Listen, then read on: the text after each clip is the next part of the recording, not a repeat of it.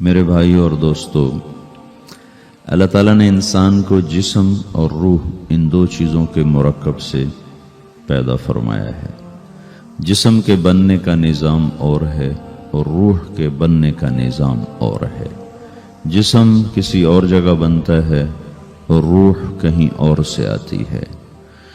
جسم زمین اور زمین کی غذاؤں کے مختلف مراحل پیش در پیش سے وقد خلقکم اطوارا، وہ مختلف شکلیں بدلتا ایک روپ میں ڈھلتا ہے، اور روح ایک لطیف اللہ کا امر ہے جس کا علم انسان کو نہیں دیا گیا۔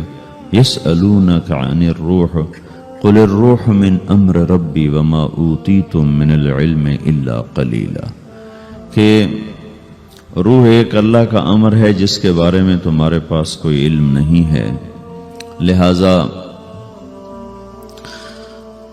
اس کی تفصیل تم سمجھ نہیں سکتے ہو۔ روح آسمان سے آتی ہے، جسم زمین میں بنتا ہے، پھر 4 مہینے بعد اللہ اس کو آپس میں جوڑ دیتا ہے، زندگی متحرک ہو جاتی ہے۔ روح ہی کے ساتھ زندگی کی بقا رہتی ہے۔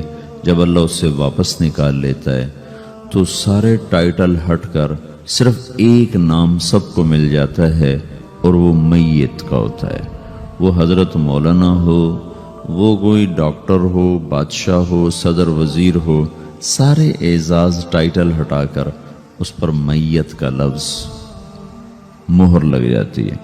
اس میں سے کیا نکلا ہے؟ ہر چیز تو موجود ہے، اب یہ بولتا کیوں نہیں، اٹھتا کیوں نہیں، چلتا کیوں نہیں؟ اس میں سے روح نکل گئی ہے۔ روح ہمارے جسم کی اصل ہے، اسے نکال دو تو جانوروں کو بھی پتا ہے کہ اب یہ بے جان چیز ہے، چیونٹیاں کیڑے مکوڑے بھی اس کو کھانے لگ جائیں گے، جانور بھی کھانے لگ جائیں گے، زمین بھی اس کو گلانے لگ جائے گی، ہوائیں اس کو متغیر کرنے لگیں گی۔ روح انسان کے اندر ایک چلتا ہوا زندگی کا کارواں ہے۔